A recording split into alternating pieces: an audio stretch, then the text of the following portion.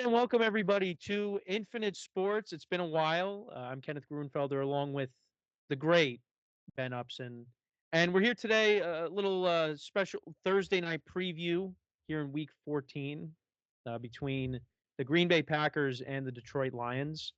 The Detroit Lions currently, right now, are 11-1 on the season. The Packers are 10-3.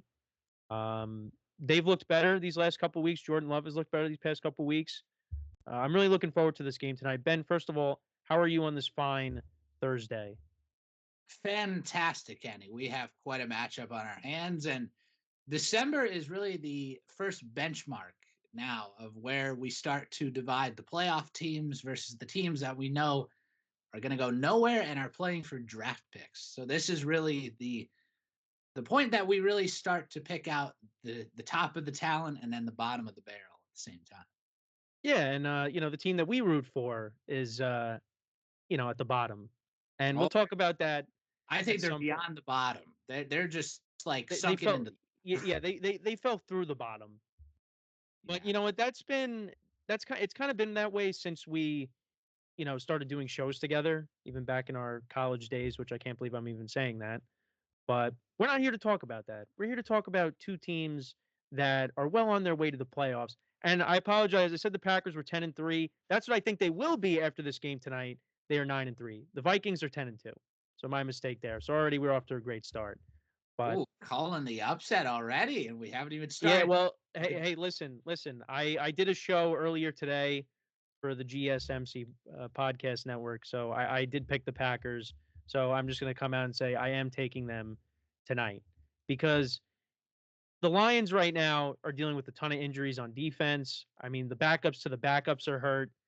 And I do think, even with that being said, this game is still going to be competitive. Don't get me wrong.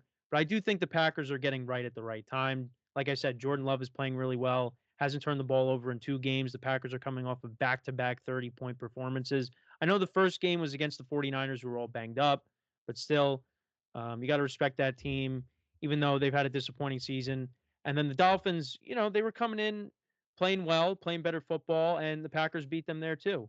So, and I think one of the biggest things from this game tonight, one of the X factors I would say is Josh Jacobs, because he's also been playing well as of late. And I also brought this up on my show as well. We talk about Derrick Henry and Saquon Barkley, but Josh Jacobs has been kind of like that third uh, best signing, I guess, of the running backs. That distant third because of the seasons that Derrick Henry and Saquon are having, of course. He's been playing really well. So that's something you got to look towards as well. And the Lions on the other side, they got their running backs, Sonic and Knuckles, David Montgomery and Jameer Gibbs. Jared Goff, after that slow start, he's been playing well. So, like I said, this is going to be a competitive game. But I think because the Lions are coming in so banged up, I do like the Packers to get even with them because it was kind of like what happened last year. The Lions won in Green Bay, and then the Packers beat them on Thanksgiving. Kind of see a similar thing happening there. So that's why, I like the Packers, mainly because the Lions are banged up. And I think at some point they are due for a loss. They have some tough games coming up on the schedule. I don't think they're going to go 16-1, 15-1. They're going to lose at some point, and I think this could be the game that they lose.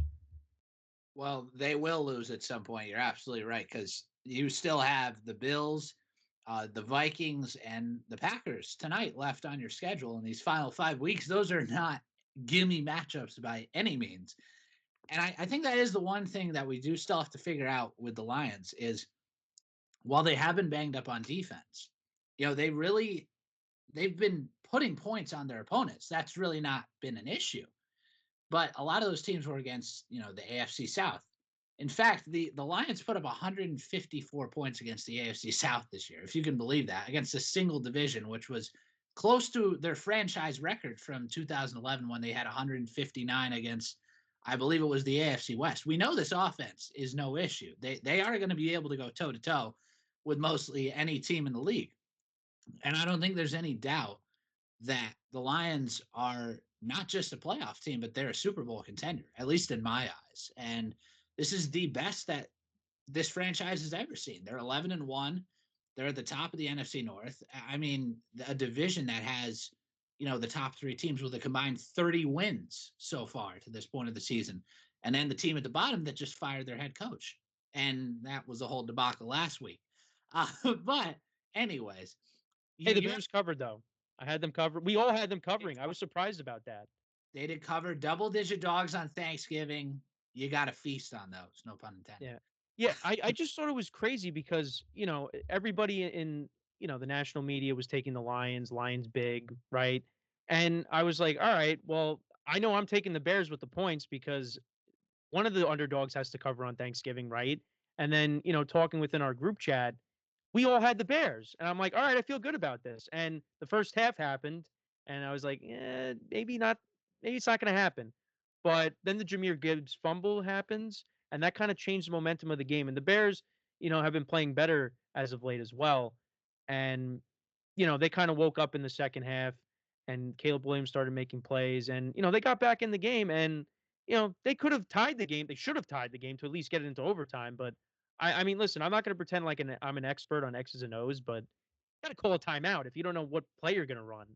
And they just failed to do that, and they lost the game. And Matt Eberflus, that was the big question mark, probably the biggest question mark I had going into the season was their head coach. I think that was ultimately what was going to hold them back, and it really has because the Bears have looked better since they let go of their offensive coordinator Shane Waldron. And, the next person to go was going to be Matt Eberflus, and that's what ended up happening. And the Bears, they fired their head coach for the first time within the season. They've never done that. So that's when like, you really messed up. And he doubled down. He said they made the right decision. So Just an absolute mess, that team yeah. is. But as you allude to, these two teams are certainly bound for the playoffs. And I think just in general, it's good when Packers Lions is good because this is the best that these two teams have been, since Rodgers left Green Bay. And this is really the first time that we have a big, under the magnifying glass, prime time type of matchup where, Jordan Love and Jared Goff finally headlined this rivalry. And it's not Aaron Rodgers and Matthew Stafford. And of course, it's been ironically also, I think it was on Thursday Night Football, right? The Rodgers to Rodgers Hail Mary, which is the one that Yep. stands out in this rivalry. So there's just a special aura around this matchup. Oh, and let's not forget, too, when the Lions went to Lambeau Week 18, spoiled the Packers' playoffs chances in Yeah. Rodgers' last game as a Packer, which I know just crushed your soul. Yeah. I mean, I would say a little bit, not as much as it probably would if it happened like 5 or 6 years ago. Because the Packers 2 years ago, they started off 3-1. Then the Giants beat them in London, and then they went on a skid. And then they started playing well towards the end of the year. And, then they ended up losing to the Lions and missing out on the playoffs when we had to see Geno Smith and the Seahawks make it instead. Had that would have happened, like I said, 5 or 6 years ago, that probably would have stung a little bit more, but it didn't really it did hurt, but not as much as it would have, if we were in high school. But Oh, yeah. sure, for sure. But anyway, so with the pick tonight, I mean, granted, Detroit went into Green Bay, won that game on the road. Earlier this season. What was that? Back in week? It was early in the I think it season. was week 9. Okay, so not too far back. But yeah, it was 24-14 in that game. Surprisingly, I think a little bit lower scoring than we thought. That was Yeah, one it of was week 9. that was one of Goff's worst games of the season. I mean, where he only threw for 145 yards in that game, had the one touchdown, which was, I believe, to I think Amon-Ra in that game. I Yeah. want to, Yeah, it was.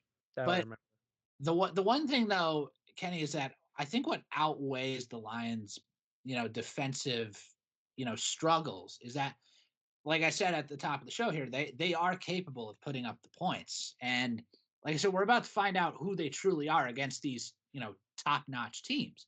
But I think with what's on the line tonight, especially because the Lions can win and they clinch a playoff spot, I think that's definitely on their minds going into this game tonight. And that's why I think I'm going to take them at home. If it was at Lambeau, I would have picked, Green Bay. I actually picked Green Bay in that week 9 matchup because I figured, okay, the Lions are probably due to lose a game. They were 6-1 at the time. Now they're 11-1. They've won 5 straight since that point. Um, and I think the one thing that's really encouraging for Lions fans, Sam Laporta, granted, it was, quiet, but he had 3 catches and 2 of them were touchdowns against the Bears. that was the first game really all season that we've seen Sam Laporta do much of anything. And, everybody was, talking about, and even I was like, well, that's great. He's on my dynasty team. He's going to be one of the best tight ends in the league this year. So far, he's been rather pedestrian. And that was the first game that I think a lot of, football fans, fantasy owners, and whatnot started to have a little belief in his stock for the rest of the season. Also, I go back to that primetime game in Houston, just a few weeks ago that the Lions had. The fact that Jared Goff threw 5 picks and they still won that game. And now, granted, one of them was like a Hail Mary, I believe, before the end of the Yeah, it half. was. Yeah, Technically, he only threw 4, but still, that's pretty and some horrific. of them were like tipped as well.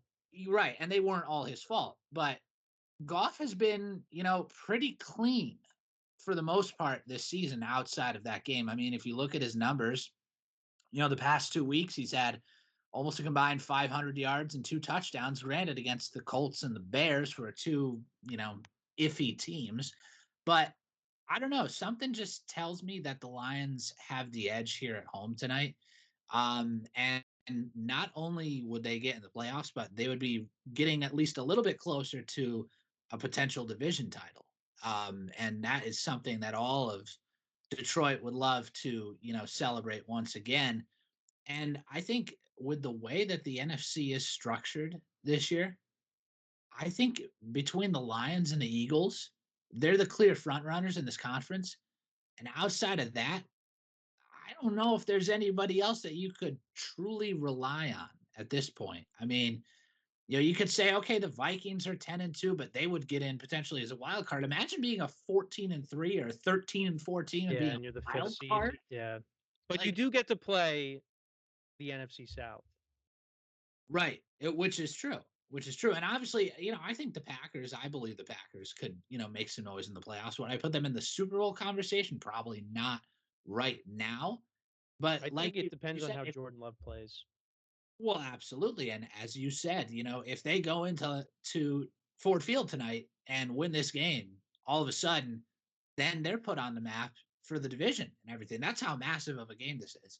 But I just think with it being at home for the Lions, they have enough weapons offensively, especially, like I said, I'm excited, especially to see how Jacobs matches up with Gibbs and Montgomery. This might be a very big run heavy game tonight. I mean, the total right now at most sports books is also 51.5 points. I'd take the over. I think it's going to be a shootout tonight because even on a, well, actually, it isn't a short week because both teams played on Thanksgiving night, which helps to make this a little bit better. So you're playing on a full week's rest still, even though it's on a Thursday. I just expect fireworks. This is an exciting matchup, and I think it's going to be another great chapter in what is a ridiculously good NFC North division this year. Yeah, I said for score prediction, I said on the show today, 31-28. I think I had it at.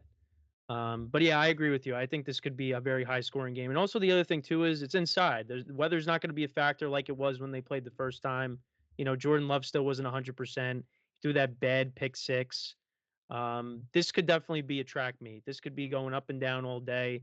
So, if you have Lions and Packers on your fantasy teams, depending on who they are, you start them. Because there's definitely going to be a lot of points to be scored here. But yeah, no, it should be a fun game because when you look at the slate for this week, it's not the best. I mean, there's some games that could be a little bit intriguing, like Bills Rams. The Sunday night game between the Chargers and the Chiefs has the potential to be good, maybe. But yeah, other than that, it's kind of a lackluster slate. And you got like several teams on buys. Are the buys going to end yet? I think this is the last week of buys, but it's just like I don't understand how they structure them because one week there'll be no teams on buy, and then all of a sudden, like this week, you have like I think 6 teams are on buys, and we're in week 14. So, but It's a really bizarre system, and nobody was on bye last week during Thanksgiving week, yeah, which that was a little confusing to me too. But I guess you want to have everybody play during a holiday, but whatever. I mean, it's very bizarre how the NFL does structure it because if you're gonna do it, at least make it a little consistent. I think buys in week 14 is a little overkill personally, but I mean, it's gonna help some teams who are actually in contention, for winning the division and stuff, especially I think the Texans are one of the teams that are on bye this week, which will yeah, certainly help their case yeah. out The because Broncos as well, yeah, Commanders. Yeah, and the Broncos after what was a unbelievable Monday Night Football game. Yeah, Uh, and I didn't start Jameis Winston. yeah, and he's still saying that the Lord's going to carry him from pick sixes or whatever. It's like, well, we'll see about that going Yeah, forward. I'm going with the bold strategy this week. I'm starting him as my QB2, but I'm also starting the Steelers defense because Jameis will throw for a ton of yards, but he'll also throw, a couple of interceptions. They'll sack him, so both Exactly. sides will feast a little bit. That's my Exactly. way of thinking. It's a party for everybody in that game. Yeah, That's one of those strategies. It's like, Jameis, he believes in himself, but at the same time, it's like then the other teams will also have potential to score against them. So that's how exactly. it goes.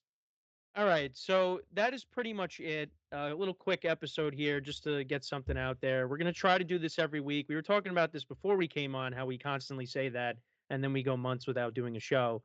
But we're really going to try to do this, make this a weekly thing like the old days, even if it's just for, 20 minutes or so.